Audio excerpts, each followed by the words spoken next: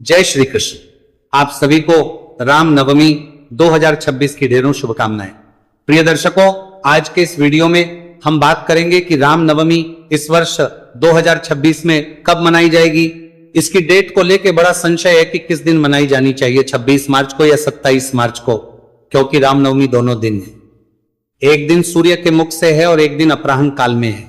तो कुछ लोग कहते हैं अपराह्न काल उत्तम है, कुछ लोग कहते हैं और यह तिथिमान उत्तम है।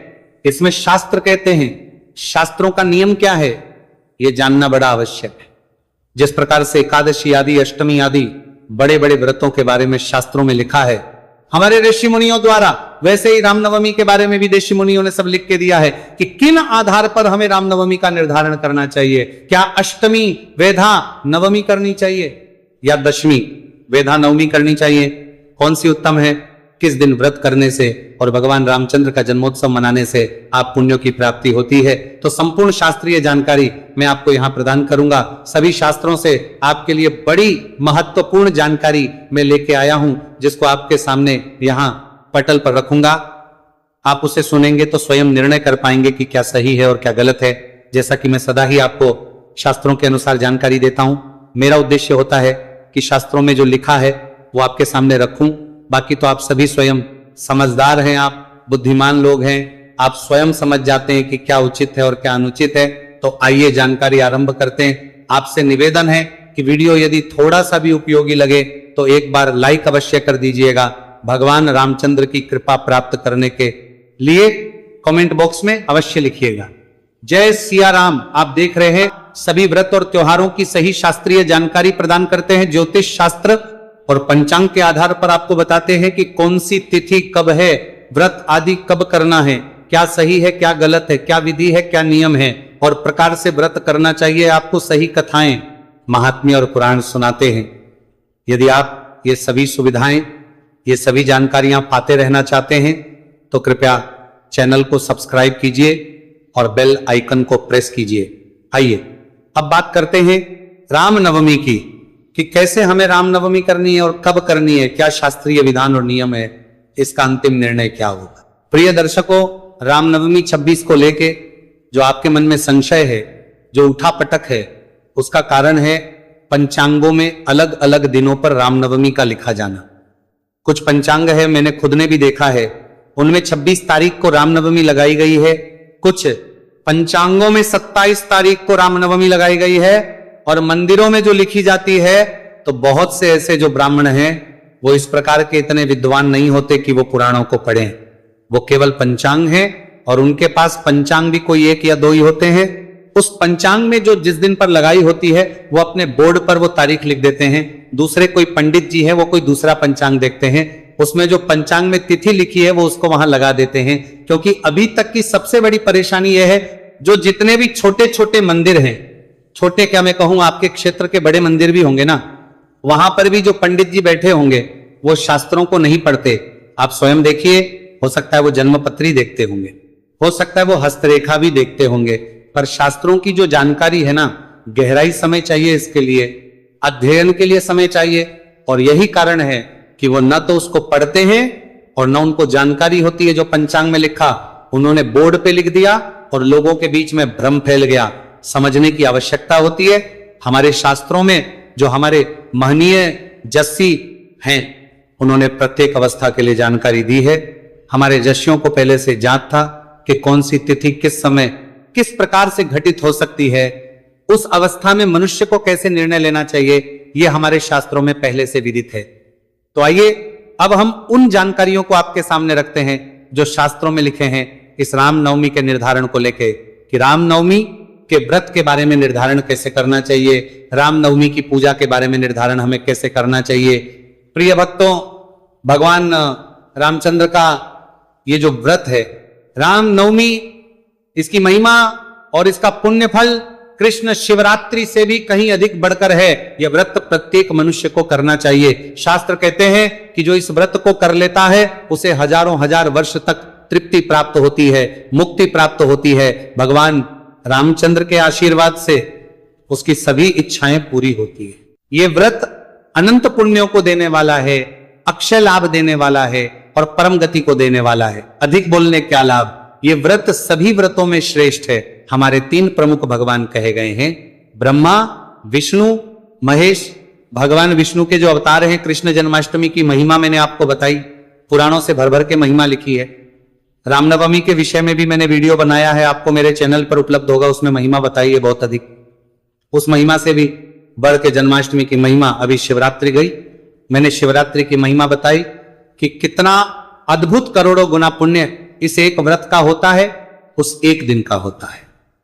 उसी प्रकार से उससे भी बढ़ के पुण्य इस राम नवमी के व्रत का होता है। ये जो व्रत होता है, प्रिय दर्शकों, यहां बताता चलूं कि यह व्रत तो ऐसा नहीं है। कुछ लोग कहते हैं, पंडित जी अब हम तो दोपहर को राम जी का जन्म करा देते हैं और उसके बाद व्रत खोल लेते हैं, क्या यह सही है? नहीं, शास्त्र कहते हैं ऐसा नहीं करना चाहिए। भगवान रामचंद्र का व्रत सूर्योदय से आरंभ होगा और अगले दिन सूर्योदय के बाद ही आपको पारण करना चाहिए। फल आहारी व्रत करना चाहिए, अन्न का सेवन नहीं करना चाहिए। तो जो भी जितने भी लोग हैं जो ये सोचते हैं कि दोपहर को भगवान का जन्म कराएं, क्योंकि भगवान रामचंद्र का जन्म जो है वो दोपहर का कहा गया है। शास्त्रों की बात बता रहा हूं मैं, किसी टीवी सीरियल की, ये इधर उधर की बात नहीं। शास्त्र हमें बताते हैं कि भगवान राम जी का जो जन्म है वो पुनर्वसु ही था, अर्थात पुनर्वसन नक्षत्र में मध्यान्ह व्यापिनी चैत्र शुक्ल नवमी में हुआ था। चैत्र मास के शुक्ल पक्ष की नवमी तिथि थी, मध्यान्ह का समय था, मध्यान्ह व्यापिनी नवमी थी। और पुनर्वसन तो अब लोगों को जो ज्ञात होता है, जैसे भगवान कृष्ण का जन्म मध्यरात्रि का है तो मध्यरात्रि के अनुसार निर्णय कर लेते हैं। भगवान रामचंद्र दोपहर का जन्म है उनका, इसीलिए लोग दोपहर को व्रत खोल लेते हैं और यही गलती लोग करते हैं। जन्माष्टमी के व्रत में रात को भगवान का जन्म कराया और पारण कर लिया, व्रत खोल लिया, यही सब अनुचित है। ये जो व्रत है ये अगले दिन ही खोला जाएगा। अब मैं मूल विषय पर आता हूं कि ये व्रत हमें करना कब चाहिए और राम जी का जन्म दिवस हमें मनाना कब चाहिए, शास्त्र कहते हैं। तो आइए मैं शास्त्रों की बात अब आपके सामने रखता हूं, क्योंकि शास्त्र में जो लिखा है उसी से निर्णय होता है कि हमें कब कौन सा व्रत करना चाहिए। पंचांगों की जो गणना होती है वहां भी शास्त्र देखते हैं, परंतु जब पंचांग हमें कहीं कंफ्यूज करते हो, भ्रम उत्पन्न करते हो, तो हमें सीधा शास्त्रों को खोलना चाहिए और शास्त्रों को पढ़ना चाहिए। मैं सबसे पहले अगस्त संहिता की बात करूंगा कि अगस्त संहिता में इसके विषय में क्या लिखा है, बड़ा अद्भुत लिखा है। उसके विषय में और बड़ा स्पष्ट रूप से लिखा है, साफ लिखा है कि तो बड़ा साफ साफ लिखा है। पहला लाइन है कि नवमी वह नवमी तिथि जिसमें अष्टमी तिथि के द्वारा भेदन किया गया हो वो सर्वथा है, अर्थात उसका त्याग करना चाहिए। किस कॉन्टेक्स्ट में है ये कहा गया है? रामचंद्र के व्रत, भगवान रामचंद्र के जन्मोत्सव के विषय में, कि जब भी आप भगवान रामचंद्र के जन्मोत्सव का निर्धारण करें तो आप केवल ये ना देखें कि दोपहर को नवमी है कि नहीं, सबसे पहले तो ये देखें कि कहीं वो अष्टमी विधा तो नहीं है। अष्टमी विधा से विप्राय होता है कि पहले अष्टमी तिथि हो सूर्योदय के समय पे और बाद में नवमी आ रही हो, तो वह अष्टमी विधा कही गई है।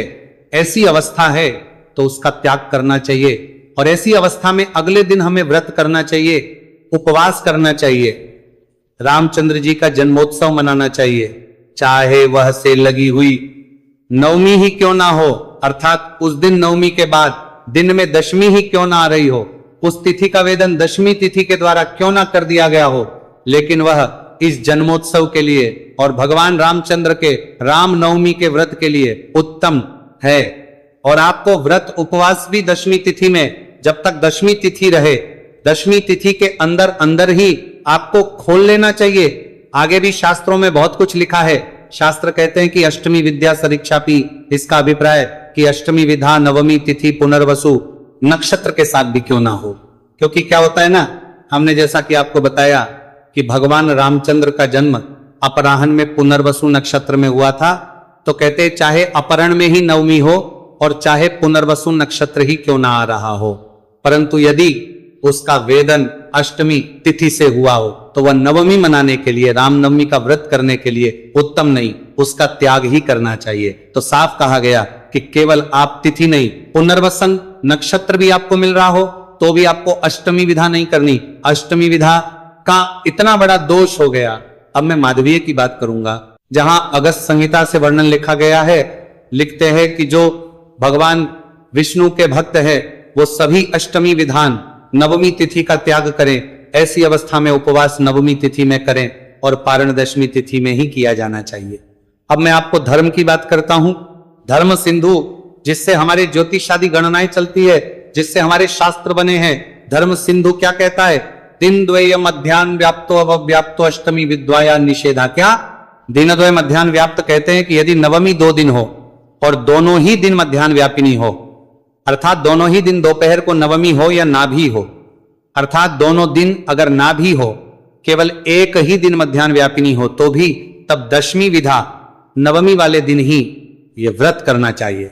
अष्टमी विद्या निषेधात, जिस दिन अष्टमी का वेधन नवमी तिथि में हो उसका निषेध करना चाहिए, उसका त्याग करना चाहिए। उस दिन भूल के भी व्रत नहीं करना चाहिए, ये धर्म सिंधु कहता है।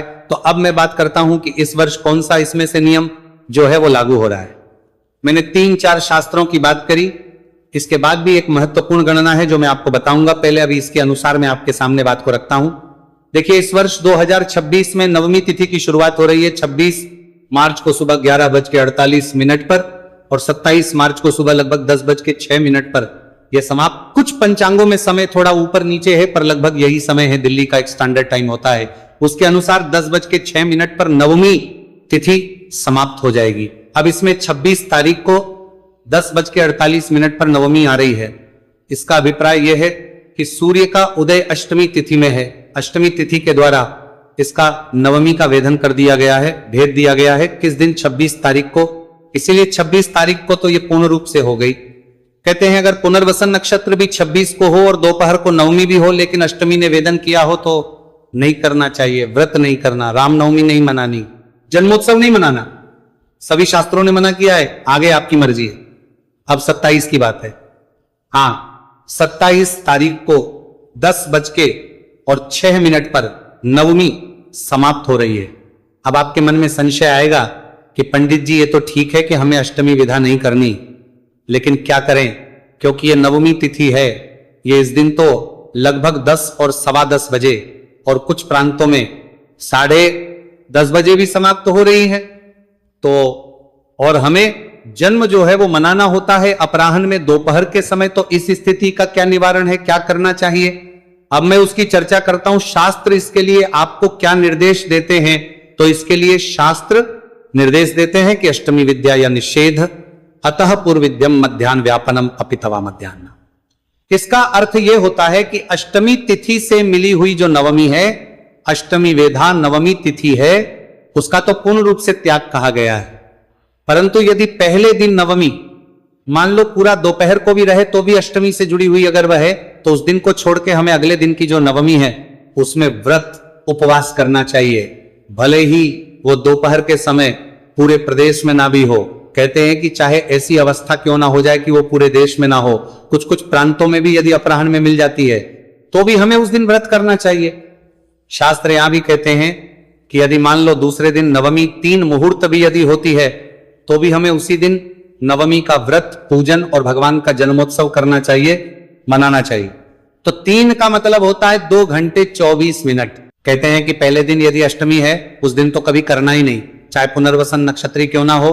दूसरे दिन मान लो 3 प्रहर की नवमी भी आपको मिल जाए, अर्थात 2 घंटे 24 मिनट की नवमी भी मिल जाए, तो भी आपको व्रत करना चाहिए, पूजन करना चाहिए और उत्सव मनाना चाहिए। अब ये इस वर्ष कैसे घटित हो रहा है?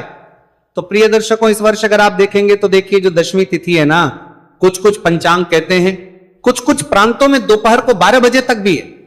अगर हम एक स्टैंडर्ड टाइम के अनुसार भी ले तो लगभग 10-5 मिनट तक तो सब जगह रहेगी ही रहेगी। पर सूर्योदय हो रहा है 27 तारीख को लगभग 6:20 पर। ऐसे में लगभग 4 घंटे हमें नवमी तिथि मिल रही है। केवल 2 घंटे 24 मिनट भी मिलती तो भी यह जन्मोत्सव इसी दिन होता है। अब तो 4 घंटे मिल रही है। तो शास्त्रों के जितने भी प्रमाण हम देखे हैं, जितने भी प्रमाण हम पढ़ें, उससे यही निर्णय निकलता है कि रामनवमी मनाने के लिए, राम जन्मोत्सव मनाने के लिए 27 तारीख सर्वोपरि है। 27 तारीख को ही हमें जन्मोत्सव मनाना चाहिए, राम जी का व्रत करना चाहिए। 28 तारीख को इसका पारण करना ही, शास्त्र कहते हैं कि जो नवमी तिथि को राम जी का व्रत कर रहे हैं वो 28 तारीख को पारण क्यों करेंगे? क्योंकि दशमी तिथि में इसका पारण किया जाना चाहिए और दशमी तिथि लगभग 9 बजे तक समाप्त हो जाएगी। तो प्रयास कीजिए 8:45 तक आप पारण कर लें। 28 तारीख को उसके बाद एकादशी लग जाएगी। ये रहेगा पारण का समय और इस प्रकार से विधि विधान से भगवान रामचंद्र का व्रत कीजिए। पूरा दिन उपवास करना होगा आपको। और जो लोग नवरात्रि रख रहे हैं तो उनका सप्तमी का जो व्रत होगा वो को होगा, 26 को अष्टमी का व्रत होगा और 27 को नवमी का। अगर ये 3 दिन आपने लगातार व्रत कर लिया तो ये पूरे नवरात्रि भर व्रत करने का पुण्य फल आपको प्रदान करता है। अब प्रश्न उठता है कि हमें इसकी पूजा कैसे करनी चाहिए। शास्त्र कहते हैं कि हमें भगवान रामचंद्र के जन्मोत्सव के दिन भगवान रामचंद्र की पूजा 4 से करनी चाहिए। कि पूजा विधि मैंने आपके लिए रिकॉर्ड की है, आपके लिए चैनल पर उपलब्ध हो जाएगी। तो आप कृपया चैनल पर नए हैं तो जुड़ जाइए, सब्सक्राइब कर लीजिए। इससे लाभ ये होगा कि आपसे वीडियो छूटेगा नहीं। पूजन विधि से ही आपको भगवान रामचंद्र का पूजन करना है।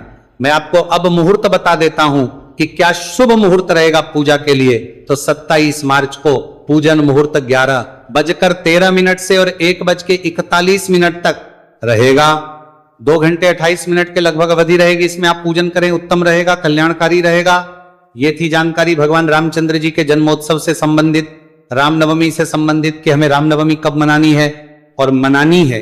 ध्यान दीजिएगा कि जो नवरात्रि का पारण है वो भी 28 तारीख को ही किया जाना चाहिए। जानकारी थोड़ी भी अच्छी लगे तो लाइक अवश्य कीजिएगा। चैनल पर नए हैं तो सब्सक्राइब कीजिएगा। भगवान राम आप सभी की मनोकामना पूर्ण करें। जय सिया राम।